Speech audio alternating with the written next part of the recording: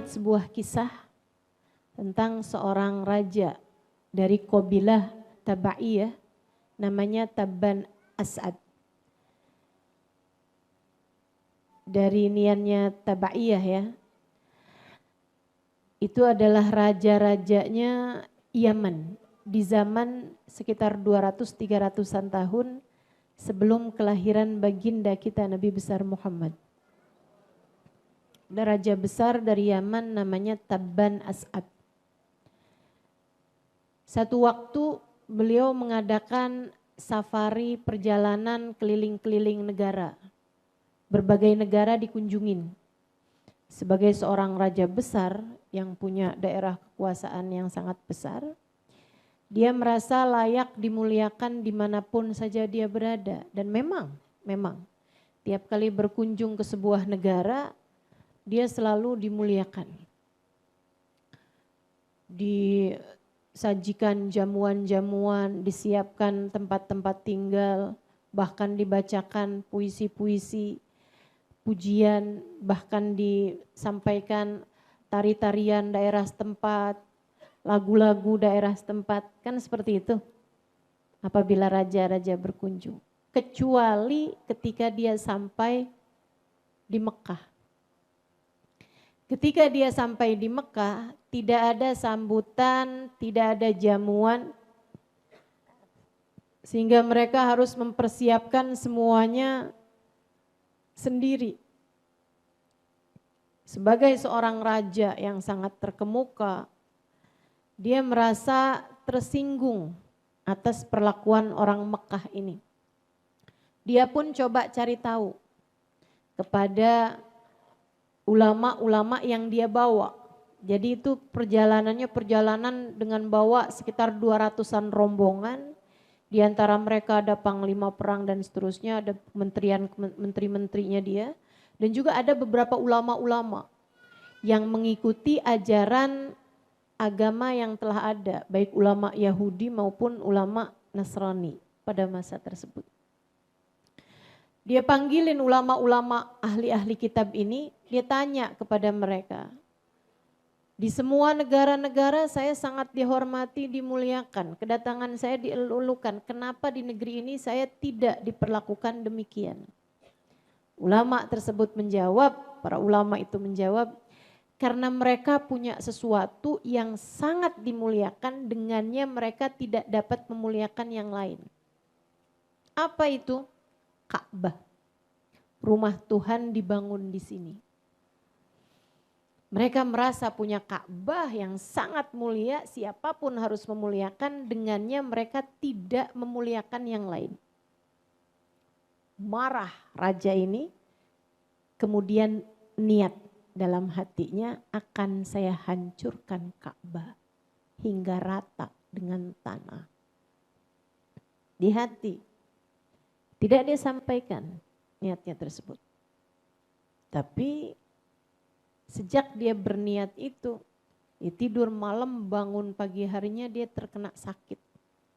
Sakit yang sangat berat hingga membuat dia minta didatangkan dokter-dokter, tabib-tabib dari berbagai macam tempat. Termasuk juga tabib yang ada dia punya. Semuanya juga berusaha untuk mengobati dia, mencarikan obat untuk sakitnya dia ini, tapi enggak kunjung sembuh-sembuh juga. Berhari-hari. Sampai satu waktu, di antara tabib-tabib yang didatangkan, ada yang bilang begini, saya akan menyembuhkan sakit tuan ini, tuan raja ini, tapi saya minta bicara 4 mata aja. Kebetulan nggak pakai kacamata. Baiklah kalau begitu. Dikeluarkan semua ajudan meskipun mereka khawatir kan. Tuh kalau udah berdua gitu kan mau diapa-apain bisa aja gitu. Apalagi lagi sakit kan. Takutnya ditaruhin sianida gitu. Di kopi. Tapi karena rajanya udah nggak tahan sama sakitnya, diminta kepada ajudannya semuanya buat keluar.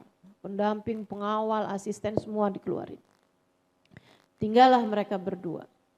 Tabib ini kemudian bilang sama tuan rajanya nih, "Raja, sakitnya yang dialami tuan raja ini bukan sakit biasa. Ini adalah sakit hukuman dari Tuhan.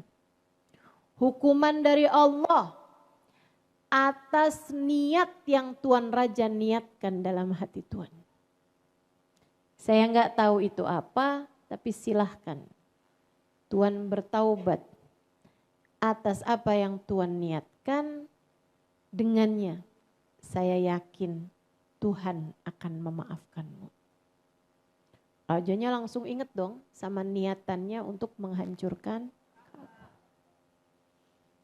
Dan teman-teman saudariku sekalian, Allah memang memperlakukan kita ini membalas, menulis pahala dan juga menulis dosa sesuai dengan perbuatan kita. Tapi menilai kita sesuai dengan niat kita.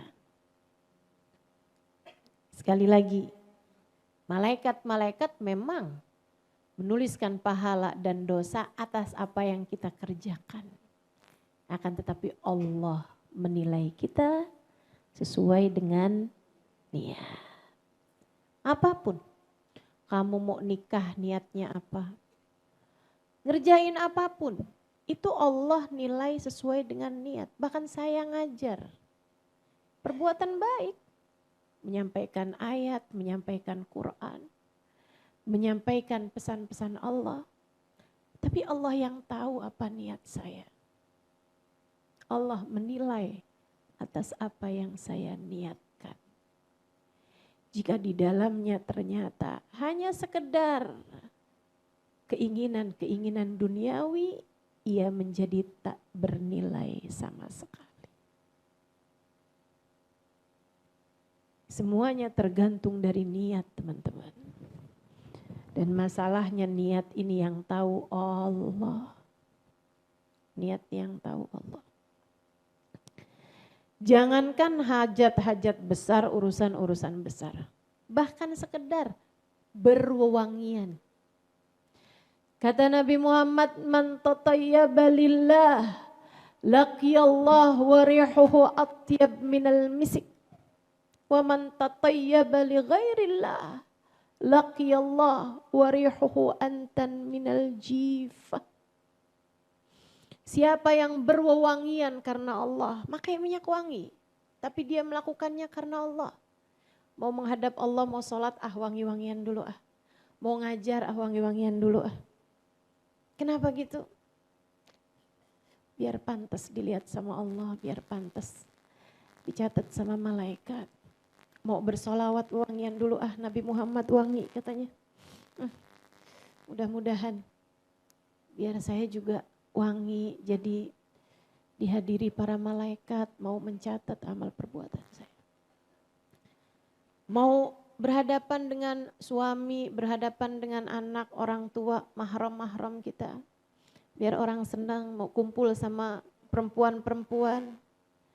Biar mereka tidak terganggu dengan bau saya, dan biar orang senang, cium wangi kita, aroma kita. Menyenangkan orang kan juga ada pahalanya. Saya melakukannya karena Allah SWT. Laqiyallah wa rihuhu atyab minal misik. Dia nanti akan berjumpa dengan Allah, baunya lebih wangi daripada bau misik. Bau kasturi. Wa man tatayyaba li ghairillah. Sama-sama pakai minyak wanginya. Tapi dia memakai minyak wangi li ghairillah, bukan karena Allah.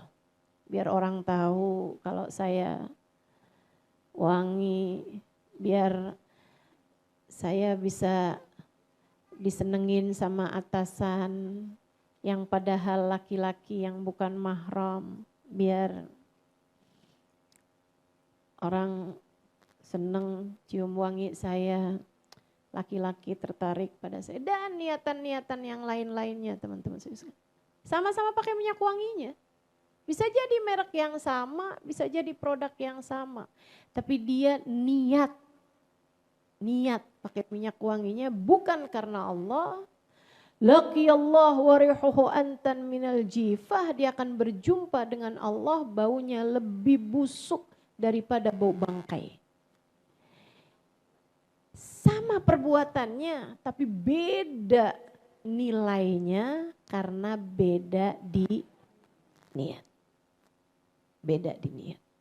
Makanya nih, hati-hati sama niat hidup. Hati-hati mengerjain sesuatu niatnya buat apa. Hadir di majelis ini sama-sama duduknya. Sama-sama duduknya. Tapi apakah sama nilaimu di sisi Allah? Salah satu bedanya adalah karena niat. Niat. Saudaraku sekalian yang saya muliakan, sang raja ini begitu dengar kayak begitu dibilang, astagfirullah, astagfirullah. Diminta ampun sama Allah. Diminta ampun pada Allah SWT. Dia bertaubat kepada Allah. Dia bilang sama tabib tersebut, saya memang punya niat. Dia cerita bahwa di berbagai macam negara dia disambut sedemikian rupa, tapi di Mekah ini dia tidak disambut sama sekali. Akhirnya dia berniat untuk menghancurkan Ka'bah, karena Ka'bah itulah penyebab orang-orang Mekah tidak bisa memuliakan dirinya. Dia ngerasa, oh ini penyakit nih berarti nih Ka'bah nih.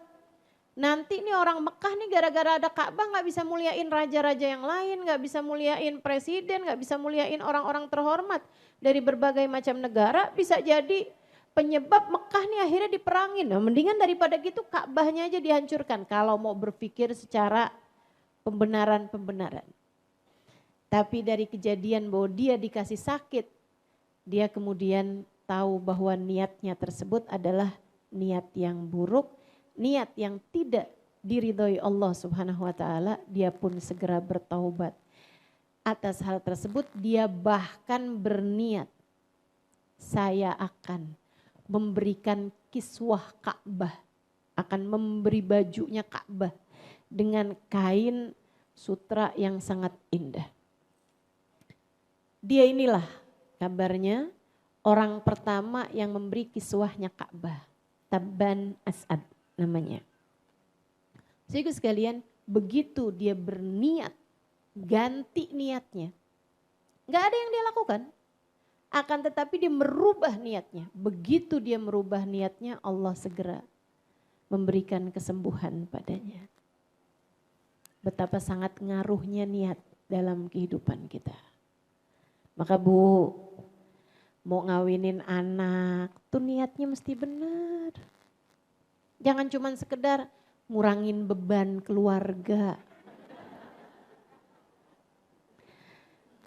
Jangan cuman sekedar mumpung ada yang lamar anak saya, alhamdulillah orang kaya. Jangan begitu niatnya. Kalau udah niatnya jelek tuh liatin aja nanti. Jelek semua. Kenapa gitu? Karena Allah menilai sekali lagi dari innamal a'malu binniyat kata Nabi, wa innamal likulli imri'in ma nawa. Setiap orang hanya akan diberi sesuai dengan niatnya. Kamu hanya akan diberi sesuai dengan niatmu. Saya hanya akan diberi sesuai dengan niat saya. Kita semua nih dikasih sama Allah tuh nilai, apakah kita dicinta, apakah kita dimurka, apakah kita disayang, apakah kita dibenci, apakah kita diperhatikan, apakah kita dicuekin sama Allah Subhanahu wa taala. Semuanya tergantung dari niat-niatan yang ada di dalam hati kita. Kamu mau nyari apa dalam hidup? Ini yang harus kita pertanyakan. Hidupmu nih, sisa hidupmu nih, yang entah sisa berapa tahun ini teman-teman. Bahkan mungkin ada di antara kita yang hidupnya sisa berapa bulan. Wallahu a'lam. Tapi yang pasti berapapun aja sisa umurmu yang tersisa, tanyakan kepada dirimu, kamu hidup untuk apa? Karena nilaimu sekali lagi hanya akan Allah berikan sesuai dengan niatanmu itu. Pastikan niatmu dalam hidup lillah wali rasulih, untuk Allah dan untuk kekasihnya baginda Nabi besar Muhammad. Teman-teman sekalian saya muliakan, akhirnya nih si Tabban As'ad ini memutuskan untuk udah sembuh, udah sehat, dia beri kiswahnya Ka'bah, ya. Dia kemudian melanjutkan perjalanan. Nah, mau pulang ke Yaman itu juga dia singgah di Yathrib. Kita tahu Yathrib ini adalah Madinah sekarang ini ya. Niyatuhu saluhat a'maluhu la mahala. Orang kalau niatnya bagus pasti amal perbuatannya bakal bagus. Wa man sa'at niyatuhu sa'at a'maluhu la mahalah wa in kanat fi suratihi hasanah. Kata beliau, siapa yang jelek niatnya, bakalan jelek pula perbuatannya walaupun kelihatannya bagus. Jadi orang sedekah, tapi sedekahnya enggak lillah. Itu pasti bakalan jelek tuh sedekahnya. Lihatin aja. Pasti ada aja hal-hal yang tidak baik dalam sedekahnya tersebut karena niatnya tidak lillah. Makanya kalau ada sesuatu hal kok jadinya nggak bagus, saya tahu nih, ini ada yang nggak bagus nih di niat saya nih. Karena kalau niatnya bagus pasti bagus dah. Kalau ada jadinya jelek, pasti karena niatnya nih ada yang kurang bagus. Apa nih yang kurang bagus? Benerin dulu niatnya, insya Allah semuanya bakalan jadi bagus. Rombongan Tabban As'ad mau pulang ke Yaman lewatin Yathrib. Mereka pun singgah di Yathrib beberapa hari, dan kalau Yathrib sebagaimana daerah-daerah yang lain disambut, dijamu gitu kan. Diberikan tempat yang layak gitu. Seneng. Rajanya seneng, pasukannya semuanya seneng. Sampai sesudah beberapa hari mereka tinggal di Yathrib, kemudian raja pun memutuskan buat pulang. Raja bilang besok kita pulang. Beberapa ulama besoknya mau pulang, malam harinya tuh dibilang, Tuan kita besok gak ikutan pulang. Oh kenapa gitu? Udah ketemu calon istri di sini apa gimana nih? Kok gak mau pada pulang? Saya dan beberapa orang lah disebutkan, beberapa belas orang gitu. Gak mau pulang. Oh kenapa? Dan yang minta untuk tetap di situ tuh ulama-ulamanya. Orang-orang ahli kitab yang bisa baca gitu. Di zaman itu orang bisa baca itu langka sekali. Dan orang yang ulama ya, menyembah Allah Subhanahu wa taala, mengikuti ajaran nabi-nabi yang sebelumnya. Kenapa kalian gak ikutan pulang? Kita berangkat bersama, mestinya kita pulang bersama. Saya gak akan izinkan kecuali kalian memberi alasan yang masuk di akal saya dan bisa saya terima. Para ulama tersebut menjawab, Tuan, di negeri ini kalau kami baca-baca dari kitab-kitab yang terdahulu, kami baca-baca akan jadi tempat hijrahnya Nabi akhiruz zaman. Yathrib ini akan jadi tempat hijrahnya Nabi akhiruz zaman. Kami kepengen tinggal di sini biar nanti ketika Nabi akhiruz zaman itu hijrah kemari, anak cucu kami yang akan menyambutnya. Niat. Itu tadi yang saya bilang ya. Niat itu, niat baik tuh ngasih manfaat bukan hanya ke diri sendiri teman-teman. Tapi juga ke anak cucu. Makanya kalau ke teman-teman liatin ya sampai dengan sekarang. Anaknya ulama tuh ya soleh-solehah gitu. Anaknya ulama, anaknya aulia, itu biar kata misalnya gitu ya, ibadahnya kurang-kurang. Pasti ketambel sama hal-hal yang lain. Hatinya baik-baik, gitu kan? Kenapa bisa begitu? Niat baik orang-orang tuanya. Niat baik orang-orang tuanya. Oh pantesan ya Ustazah, saya kok susah jadi baiknya nih karena bapak saya bukan ulama. Kakek saya bukan aulia. Nah kalau kamu ngerasanya kayak begitu, kamu harus jadi baik biar anak cucumu nanti. merasakan nikmatnya jadi cucunya orang soleh. Biar anak-anakmu ke bawah ngerasain nikmatnya jadi cucunya orang-orang yang punya niat-niat yang bagus. Sebab yang namanya niat tuh ngaruh banget teman-teman. Itu sebabnya kenapa orang Madinah gampang banget diajakin Islamnya. Itu karena kakek-kakeknya tuh. Kakeknya 200 tahun, 300 tahun sebelum terutusnya baginda Nabi besar Muhammad sudah punya niatan baik bahwa tempat ini akan jadi tempat hijrahnya Nabi akhir zaman. Kami ingin, kami berharap, kami berniat, kami akan tinggal di sini agar nanti ketika nabinya datang kemari, anak cucu kami yang akan menyambutnya. Kata rajanya, alasan kalian saya terima. Saya izinkan kalian gak ikutan pulang barengan sama saya, dan saya akan kirimkan bantuan-bantuan pada kalian biar kalian bisa hidup mapan di sini sebagai ulama-ulama saya. Baik hatinya rajanya, dia malah kemudian bikin surat. Besok paginya ketika dia pulang, dia titipkan suratnya kepada pimpinan ulama yang tadi malam menghadap sama dia itu. Isi suratnya,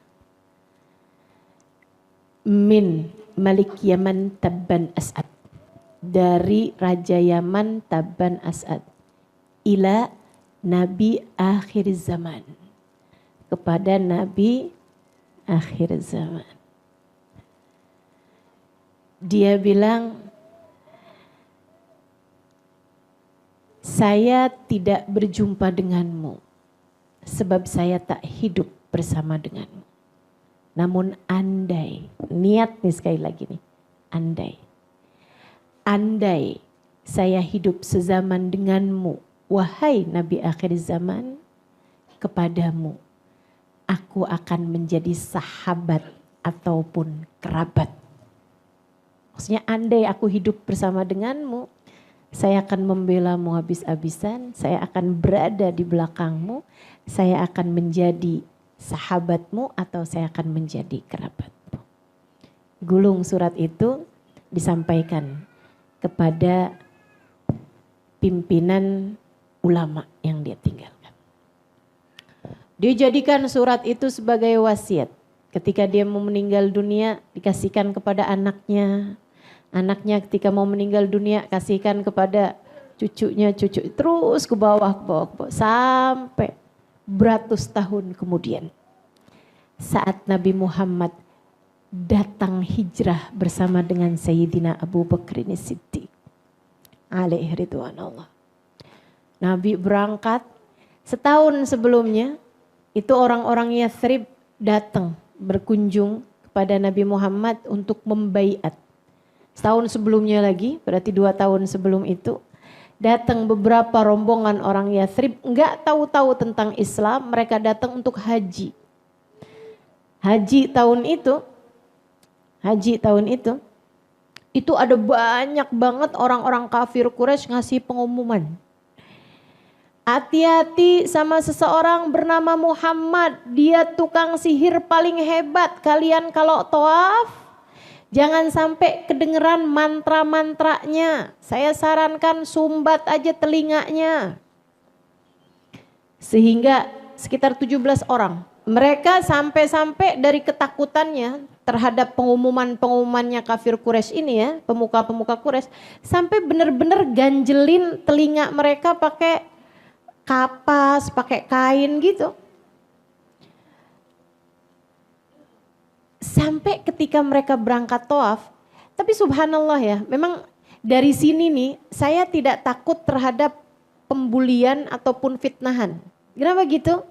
Justru itu adalah sarana buat promosi sebenarnya. Karena Nabi Muhammad ketika dibegitukan, orang malah tambah penasaran, mana sih yang namanya Muhammad? Malah jadi tambah pengen tahu gitu. Sampai ketika Nabi Muhammad datang, nah ini kan dalam pikiran mereka kan, tukang sihir paling hebat, mantranya paling kuat gitu kan. Orang ngebayangin tukang sihir pasti jelek, nyeremin. Betul gak? Sampai ketika Nabi Muhammad masuk buat tawaf. Nabi ketika masuk buat tawaf teman-teman, seorang di antara mereka, orang kafir Quraisy, Muhammad, hati-hati. Mereka kan ngelirik kan. Oh, cakep gitu ya. Man ra'ahu badihatan habah. Dalam Maulid Ad-Dibai disampaikan. Orang tuh kok pertama kali lihat Nabi Muhammad langsung karismanya Nabi itu membuat mereka terkesima gitu. Cahayanya Nabi Muhammad membuat mereka menundukkan kepala. Mereka tahu man ra'ahu alima annahu laysa biwajhin kadzab. Siapapun lihat Nabi Muhammad tahu bahwa wajah yang seperti ini bukanlah wajah pembohong. Ini si orang penuh rahmat, penuh cinta, penuh kasih sayang. Jadi itu mereka mulai lirik-lirik Nabi Muhammad, lirik-lirik Nabi Muhammad. Nabi kemudian membacakan ayat-ayat firman-firman Allah. Mereka mulai melepaskan sumbatan-sumbatan telinga mereka. Dan mereka orang-orang yang belajar. Mereka orang-orang yang ngerti. Ketika dengar ayat-ayat tersebut, taulah mereka bahwa itu bukanlah mantra. Melainkan wahyu. Kenapa gitu? Sebab orang Madinah, orang Yathrib itu tinggal banyak di antara orang-orang Yahudi. Mereka biasa dengarkan Taurat. Mereka biasa dengarkan firman-firman Allah yang turun kepada Nabi Allah Musa alaihissalam. Saudaraku sekalian yang saya muliakan, sehingga akhirnya mereka berdiskusi. Kamu dengar gak tadi? Kamu dengar gak tadi? Pas udah nyampe ke tenda-tenda mereka. Dia bilang iya dengar. Ya ampun, akhirnya Nabi yang ditunggu-tunggu sama orang Yahudi. Ternyata sekarang sudah ada juga. Iya betul. Nah, barangkali salah satu di antara mereka atau beberapa orang di antara mereka adalah cucu-cucu dari ulama-ulama yang waktu itu datang ke Yathrib dan memilih untuk tetap tinggal. Saudaraku sekalian, pada malam-malam terakhir mereka ada di Mekah, mereka datang ke rumah Nabi Muhammad, minta dibacakan firman-firman Allah, kemudian mereka pun masuk dalam agama Islam. Mereka masuk dalam agama Islam, pulang ke negeri Yathrib, mulai dakwah pelan-pelan, ngajakin orang cerita-cerita sedikit-sedikit sampai beberapa di antara mereka ketika datang musiman haji berikutnya, mereka datang ke Mekah untuk membaiat Nabi besar Muhammad sallallahu alaihi wasallam. Datang tuh ke Mekah, baiat nama Nabi, lumayan banyak jumlahnya, itu ya ada sekitar 70-an orang. Kemudian mereka pulang dengan membawa serta Mus'ab bin Umair. Dikirimkan sama Nabi buat ngajarin mereka Islam, mengajarkan mereka Al-Quran. 1 tahun kemudian Yathrib sudah menjadi daerah dengan mayoritas sudah masuk ke dalam agama Islam. Menanti-nantikan kehadiran Nabi besar Muhammad. Nabi berangkat bersama dengan Sayyidina Abu Bakar seperti yang kita tahu ceritanya. Saya tentu tidak akan menceritakan itu semuanya. Sayyidina Abu Bakar itu orang Yathrib udah dari beberapa hari sebelumnya nungguin kapan nih nabinya datang, kapan. Katanya nabinya udah berangkat loh, kok gak nyampe-nyampe ya. Kok gak nyampe-nyampe, udah pada istilah orang kampung nih udah ngelabur rumahnya. Udah pada rapi-rapiin rumah, kan Nabi belum punya rumah. Siapa tahu di rumah saya rumah saya mah gede, kayaknya di rumah saya dah. Semua berharap-harap. Sampai ketika Nabi Muhammadnya beneran datang. Itu mereka semuanya keluar dari rumah, mereka menyambut baginda kita Nabi besar Muhammad sallallahu alaihi wasallam. Anak-anak, perempuan-perempuan, mereka udah dari beberapa hari sebelumnya mempersiapkan lagu-lagu. mempersiapkan syair-syair menyambut kehadiran baginda kita Nabi besar Muhammad sallallahu alaihi wasallam. Mereka kebanyakannya belum pernah lihat dong Nabi Muhammad. Karenanya Sayyidina Abu Bakar, waduh gimana nih? Ini kan kita berdua nih, orang belum tahu siapa yang Nabi Muhammad. Sama Sayyidina Abu Bakar, Nabi Muhammadnya ditutupin kain surbannya Sayyidina Abu Bakar. Biar jadi kayak pengantin, gitu kan. Sampai ketika udah masuk, di antara orang-orang semuanya nih, masuk kotaknya udah ada di antara mereka, tengah-tengah mereka, dibukalah tudung tersebut, taulah mereka. Itulah Nabi besar Muhammad sallallahu alaihi wasallam. Masya Allah. Mereka bergemuruh mengumandangkan ucapan selamat datang. Syairnya ditulis sama seorang perempuan. Saya rasa ini adalah syairan yang paling terkenal sampai dengan sekarang. Kenapa bisa begitu terkenal sampai dengan sekarang? Pasti karena bagusnya niat ketika menuliskan syair-syair tersebut. Begitu datang Nabi Muhammad, perempuan, laki-laki semuanya bergemuruh. Tala'al badru alaina min thaniyatil wada' wajaba syukru alaina mada lillahi da ayyuhal mab'uthu fina jita bil amril muta' jita syarraftal madina marhaban ya khairada. Tala'al badru alaina, purnamanya sudah datang kepada kami. Min thaniyatil wada, dari arah bebukitan kota Mekah. Wajib syukru alaina, kita harus mensyukurinya.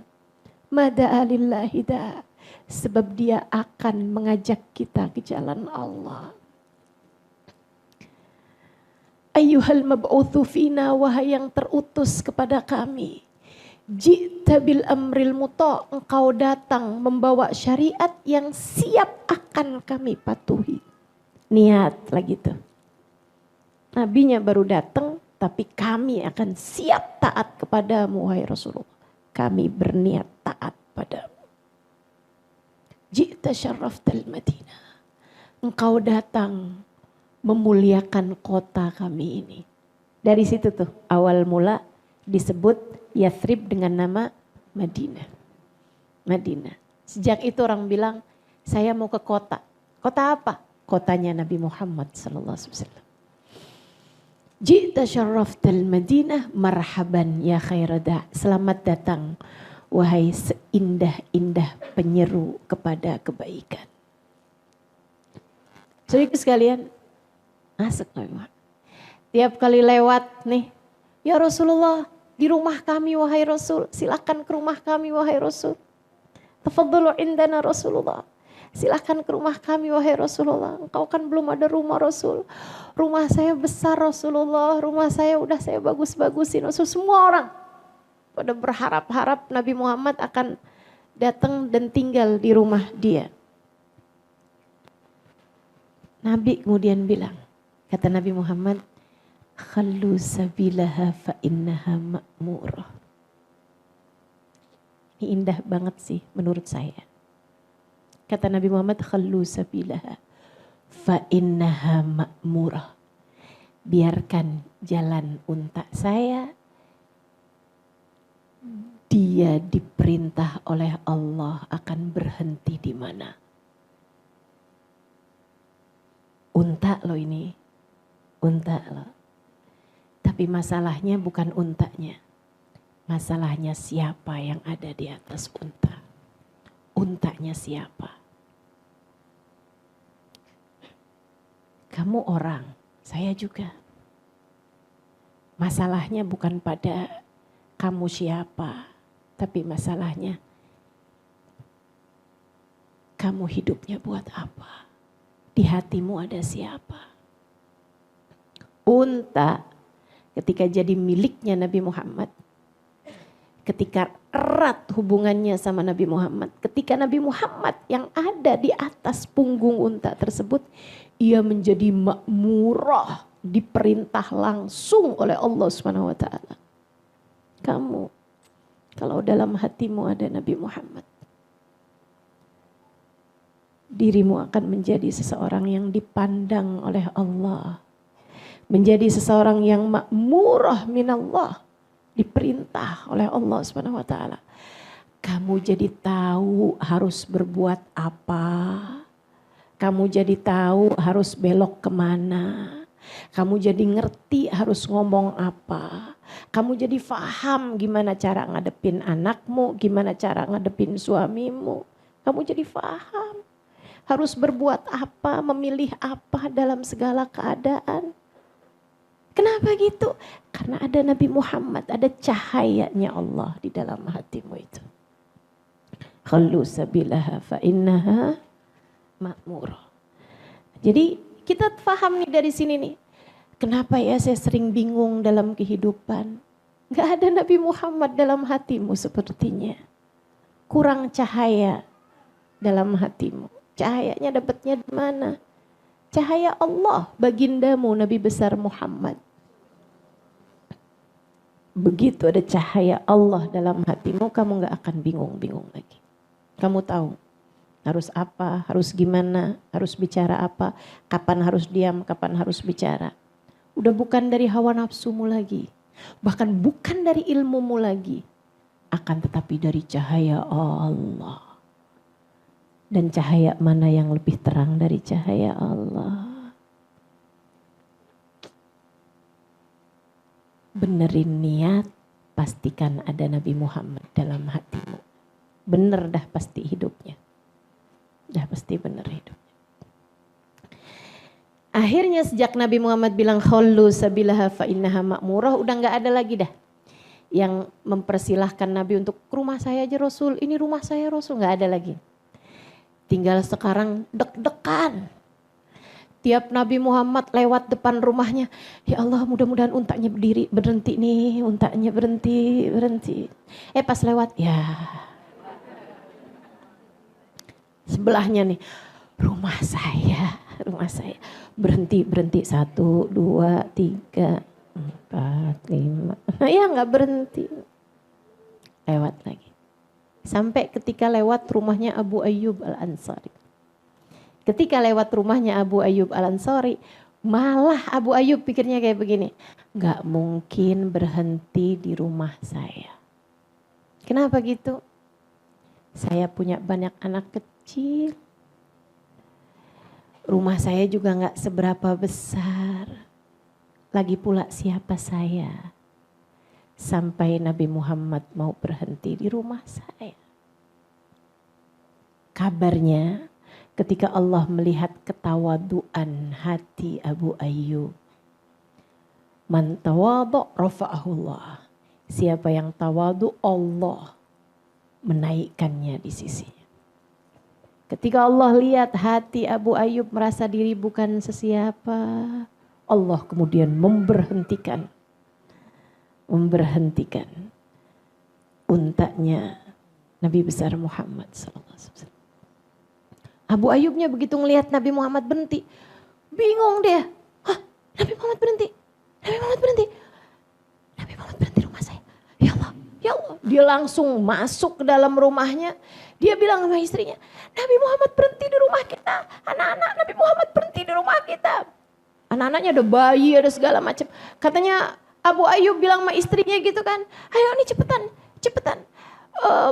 Yang berantakan di atas, cepetan turunin ke bawah. Rumahnya tingkat. Dia pikir pasti Nabi Muhammad mau di atas kan. Pasti Nabi Muhammad harus di atas. Gak mungkin Nabi Muhammad di bawah kan. Jadi yang berantakan tuh semuanya ditaruhin di bawah semuanya. Nabinya, ini rumahnya siapa nih? Abu Ayyub Rasulullah, mana orangnya? Mana dia Abu Ayyub? Panik. Emang tuh panik banget tuh, saya tahu tuh rasanya Abu Ayyub tuh. Pernah soalnya rumah saya kedatangan secara mendadak guru saya, ya ampun paniknya. Yang berantak-berantakan di luar, saya masukin ke dalam kamar. Tahu-tahu Habib Umarnya dibawa ke dalam kamar, waduh. Aduh. Hari itu saya tahu rasanya jadi Abu Ayyub Al-Ansari. Masya Allah. Nabi Muhammad, Abu Ayyub keluar. Rumah saya Rasul, rumah saya Rasulullah. Silakan Rasul, naik ke atas. Kata Nabi Muhammad, Abu Ayyub boleh nggak saya ada di bawah? Kenapa gitu Rasul? Kan saya baru datang Abu Ayyub, kesian yang pada pengen jenguk, banyak diantara mereka orang tua-tua, kesian kalau suruh naik. Iya Rasul, masuk lagi. Tuh yang berantakan taruh naik ke atas. Waduh. Luar biasa. Abu Ayyub cerita, ketika saya menggandeng tangan Nabi Muhammad masuk ke dalam rumah saya merasa saya menggandeng dunia dan seisinya.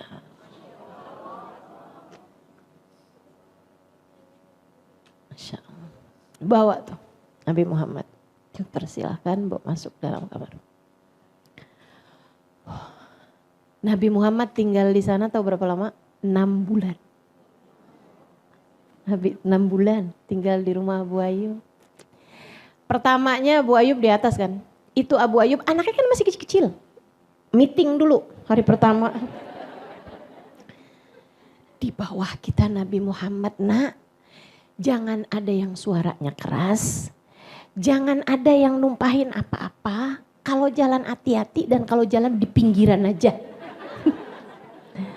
Jangan sampai kalian jalan di bawah kalian Nabi Muhammad. Nanti kamu gak sopan.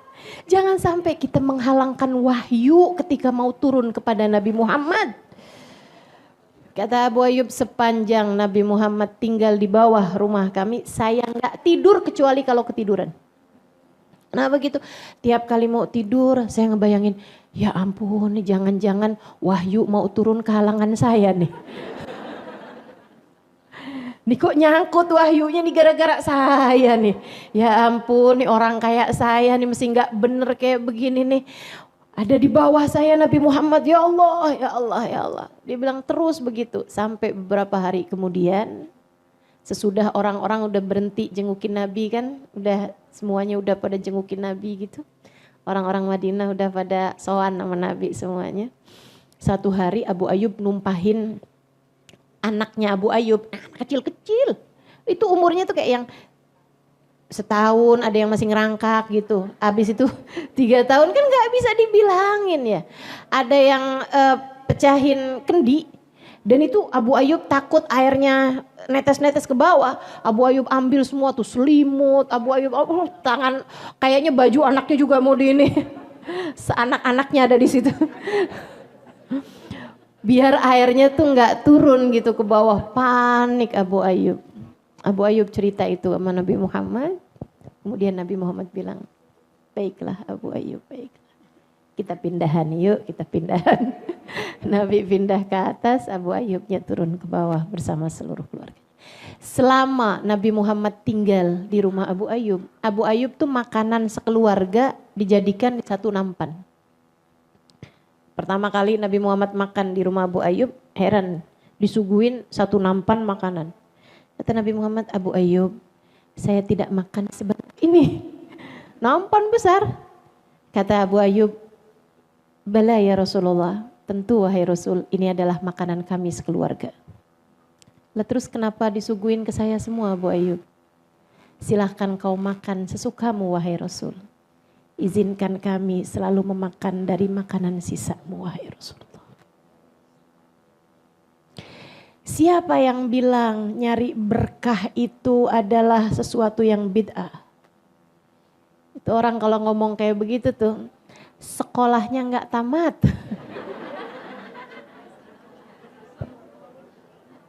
Kayaknya dia DO itu ya. Kalau belajarnya lama, belajarnya tamat, dia akan tahu kayak apa para sahabat dalam urusan nyari berkah kepada baginda Nabi besar Muhammad.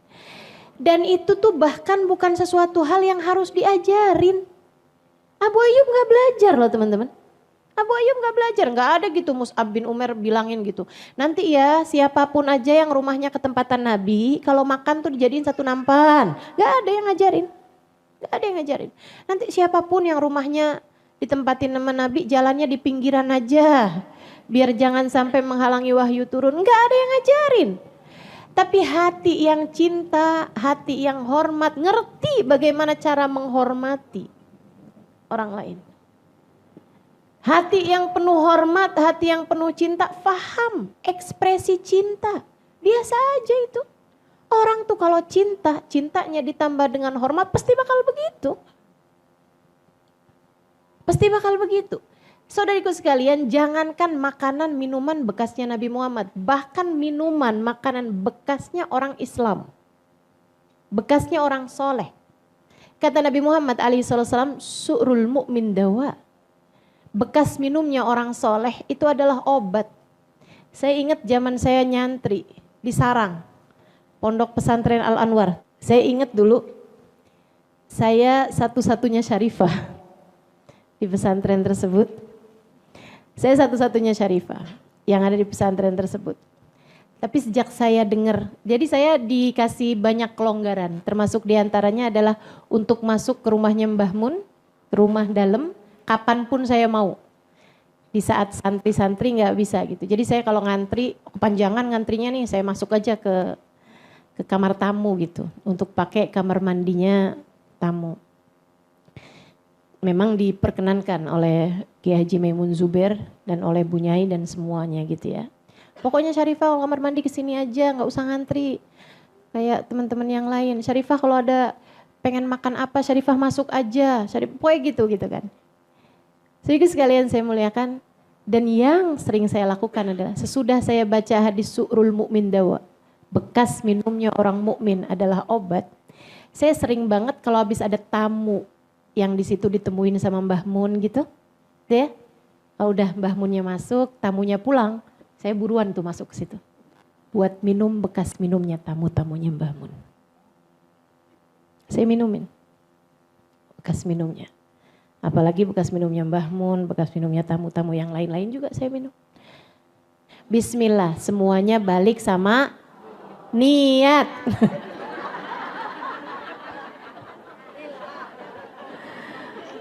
Balik sama niat. Kamu niatnya buat apa gitu kan? Sebab Allah akan ngasih sesuai dengan niat. Ketika saya minum bekas minumnya tamu, teman-teman sekalian, saya niatnya mau nyari berkah.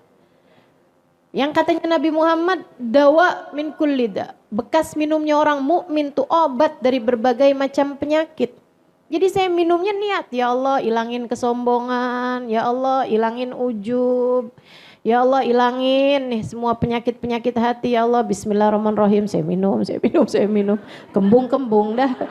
Tamunya banyak ya kan. Insya Allah. Saudaraku sekalian saya muliakan tuh Abu Ayyub Al-Ansari. Nah nanti tuh habis makanan bekas makannya Nabi Muhammad dibawa naik sama Abu Ayyub. Keluarganya semua ngumpul kan. Itu mereka lagi baca doa mau makan tuh. Itu matanya udah panjang. Bukan nyari dagingnya yang paling gede yang mana, bukan. Tapi nyari di mana nih bekas tangannya Nabi Muhammad. Gitu habis selesai baca doa bismillahirrahmanirrahim. Waduh langsung rebutan sama bekas tangannya Nabi Muhammad. Yang saya mau ceritakan, di hari pertama Nabi Muhammad sampai di rumah Abu Ayyub malam. Ketika semua tamu-tamu sudah pulang, Nabi Muhammad sudah sendirian, Abu Ayyub datang membawa sebuah surat. Wahai Rasulullah, ini adalah surat yang dititipkan oleh ayah saya. Ayah saya mendapatinya dari kakeknya, dari ayahnya. Ayahnya mendapatinya dari ayahnya, dari ayahnya, dari ayahnya. Surat ini dititipkan kepada kakek kami yang pertama. Tinggal di kota Yathrib.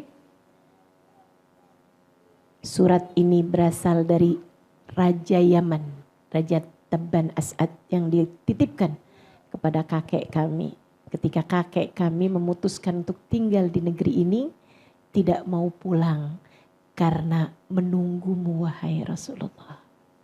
Berharap anak cucunya yang menjadi orang-orang yang menyambutmu ketika datang ke tempat ini, dan saya adalah cucunya.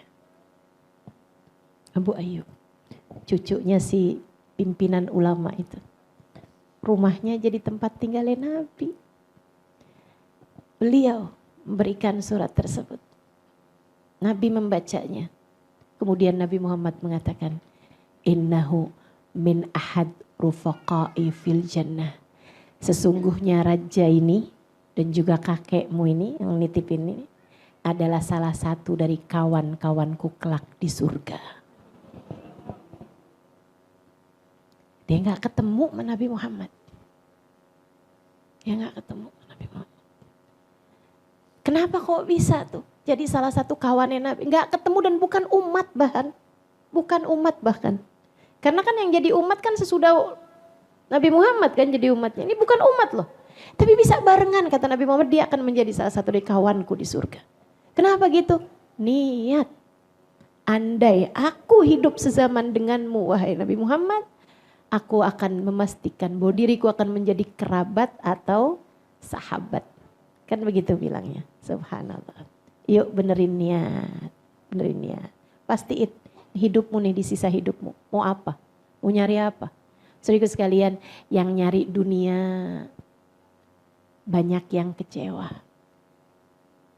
Yang nyari dunia nih, udah banyak banget yang nyari dunia. Ujungnya apa?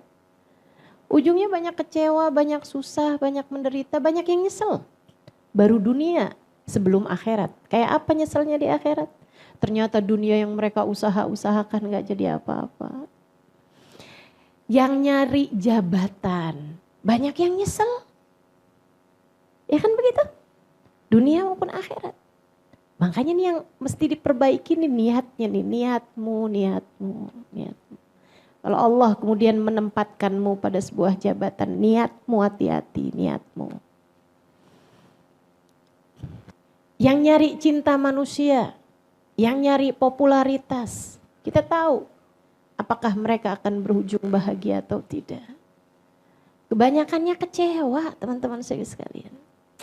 Karenanya lebih baik dah di sisa umurmu, pastikan kamu mengejar Allah. Mencari-cari ridhonya Allah. Mengejar Nabi Muhammad. Mencari-cari cintanya Nabi Muhammad. Gak akan pernah kecewa. Sebab ujungnya adalah surga. Sebab ujungnya adalah pertemuan dengan sang baginda Nabi besar Muhammad sallallahu alaihi wasallam. Dan itu menurut saya adalah jabatan tertinggi. Jika di hari ketika Nabi Muhammad memegang bendera, di hari ketika Nabi Muhammad menjadi pejabat tertinggi akhirat, liwa'ul hamd biyadi, miftahul jannah biyadi, kunci surga aku yang pegang kata Nabi. Jabatan apa yang lebih tinggi daripada itu teman-teman? Kunci surga aku yang pegang. Biyadi liwa'ul hamd, di tanganku ada bendera, bendera pujian namanya. Adam wa man dunahu tahta liwa'i yaumil qiyamah. Nabi Adam dan nabi-nabi yang sesudahnya hanya akan berada di belakang benderaku di hari akhirat nanti. Jabatan apa yang lebih tinggi daripada itu? Jika di hari itu kamu ada dalam rombongan, jika di hari itu kamu bahkan ada di saf-saf terdepan, bukankah itu adalah jabatan tertinggi yang Allah dapat berikan kepadamu? Sesusah apapun kamu di dunia, sesedih apapun hidupmu di dunia, jika ujungnya adalah berada di barisan terdepan dalam rombongan Nabi Muhammad, semuanya pantas untuk kamu lakukan. Itu harga yang worth it teman-teman saya sekalian. Itu adalah harga yang pantas untuk kamu bayar. Gak ada artinya kesedihanmu di dunia, kesusahanmu di dunia, pengorbananmu di dunia, perjuanganmu di dunia, jika ujungnya adalah kamu dapat melihat senyum indahnya Nabi besar Muhammad. maka sisa hidupmu kejarlah Nabi Muhammad. Niatkan apapun yang kamu lakukan, niatkan apapun yang kamu lakukan buat bagindamu Nabi besar Muhammad, buat Allah Subhanahu wa taala, buat Islam, buat Islam.